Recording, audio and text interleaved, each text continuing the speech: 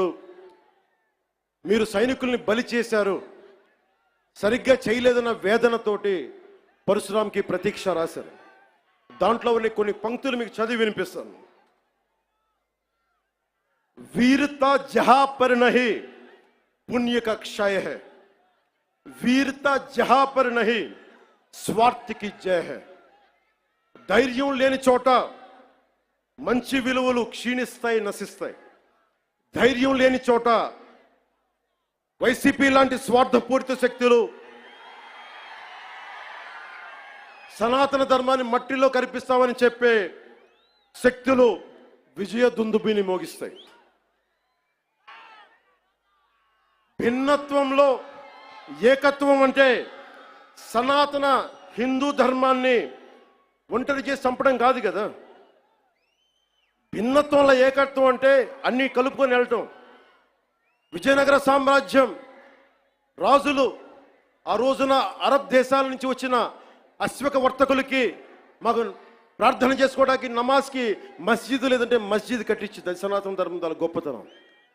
Portuguese వ్యాపారస్తులకి మా క్రిస్టియానిటీకి చర్చిలు లేవంటే చర్చిలు కట్టించారు.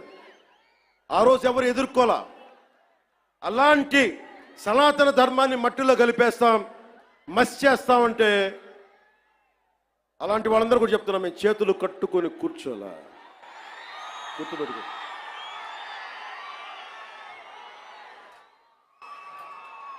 సనాతన ధర్మాన్ని ఎలా చంపేశారంటే, మనకి పిరికితనం ఎలా ఆవహించిందంటే, రాజ్యాంగం తొలి ప్రచురణలో అంబేద్కర్ గారు రథసారథిగా ఉండి నడిపించారు దాన్ని. శ్రీ రాజగోపాల్చారి, పండిట్ జవహర్లాల్ నెహ్రూ, అల్లాడి కృష్ణస్వామి అయ్యర్, మొదటి దళిత మహిళా నాయకురాలు శ్రీమతి అమ్ము వేలాయుధన్, ఇలాంటి వాళ్ళు 300 పైచీలకు కూర్చొని అలాంటి రాజ్యాంగం తొలి ప్రచురణలో అందులో చిత్రపటాలు ఉంటాయి. ఋషులు యజ్ఞయాగాదులు చేసే చిత్రపటాలు, కృష్ణుడు అర్జునుడికి భగవద్గీత బోధించే సారం, బోధి వృక్షం కింద జ్ఞానం పొందిన బుద్ధుడు, మహావీరుడు, 24వ తీర్థంకర్ ఆయన ఫోటోగ్రాఫ్, ఆయన చిత్రపటాలు, నటరాజు, అశోక చక్రవర్తిని బౌద్ధాన్ని ముందుకు తీసుకెళ్తున్న చిత్రపటాలు, సిక్కులది, మొఘల్ చక్రవర్తులది, అక్బర్ది, శ్రీరాముడు లక్ష్మణుడు హనుమాన్ భుజం మీద ఎక్కించుకునే, బజరంగ బలి మీద భుజం ఎక్కించుకొసుకునే చిత్రపటాలు. ఇదంతా భిన్నత్వంలో ఏకత్వం చూపించడానికి చేసిన ప్రయత్నం. ఇప్పుడది లేదు. మొన్న మధ్యన తిరిగి గౌరవ ప్రధానమంత్రి శ్రీ నరేంద్ర మోదీ గారు తిరిగి దాన్ని బయటికి తీసుకొచ్చారు. ఆ రోజు నుంచి, దేశ విభజన దగ్గర నుంచి ఆ రోజు నుంచి ఈ రోజు దాకా తప్పుల మీద తప్పులు చేసుకుంటూ వెళ్తూ ఉంటే, అందరం భారతదేశం సమాజంలో ఉన్న సగటు వ్యక్తి మౌనాన్ని ఆశ్రయించారు. వాళ్ళు రాజకీయ నాయకులు కావచ్చు, ఉన్నత స్థానాల్లో కూర్చున్న ఉన్నవారు కావచ్చు, పెద్ద పెద్ద ప్రసార మాధ్యమాల్లో ఉన్నవారు కావచ్చు, ఎవరైనా కావచ్చు. కానీ అందరికీ డబ్బున్న వాళ్ళు కావచ్చు, పేరున్న వాళ్ళు కావచ్చు, పేరు ప్రఖ్యాతులు ఉన్న వాళ్ళు కావచ్చు, అందరూ తప్పులు జరుగుతుంటే మాట్లాడరు. మిగతా మతాల మీద దాడి జరిగితే అందరూ మాట్లాడతారు. నటులు మాట్లాడతారు, చిత్ర పరిశ్రమ మాట్లాడుతుంది,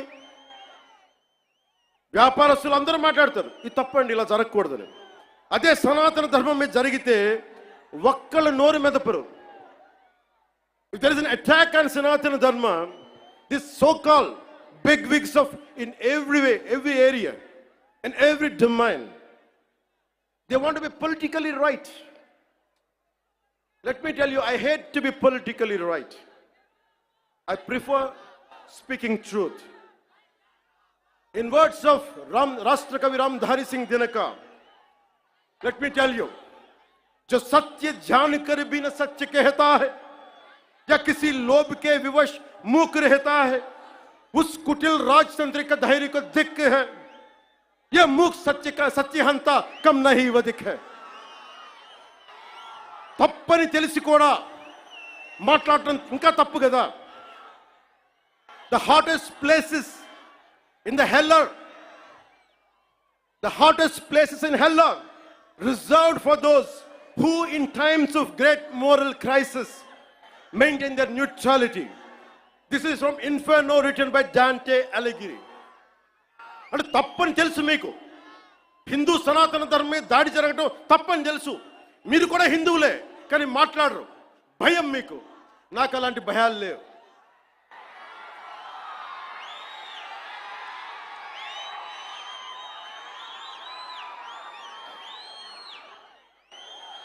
తప్పు జరుగుతుంటే ఎంతకాలం ఊరుకుంటాం? దాడులు జరుగుతాయి, నిత్యకృత్యం అయిపోతే నోరు మెదపకూడదా? శాంతి వచనాలు పలకండి అంటారు. ఎలా శాంతి వచనాలు పలుకుతాం? ఇదే మీరు ఒక అల్లా గురించి, ఒక మహమ్మద్ ప్రవక్త గురించి మాట్లాడితే దేశాన్ని తగలబెట్టేస్తారు కదా, ప్రపంచం గగ్గోలు పెట్టేస్తారే. మరి హిందూ ధర్మం మీద దాడి జరిగితే హిందువులుగా మేము నోరు మెదపకూడదా? మేము మతోన్మాదం అయిపోతామా? If there is an attack on Sanatana Dharma, do we have to keep quiet? Is it a sin to raise our concern? Is it a sin to raise our pain? That makes us fanatical Hindus.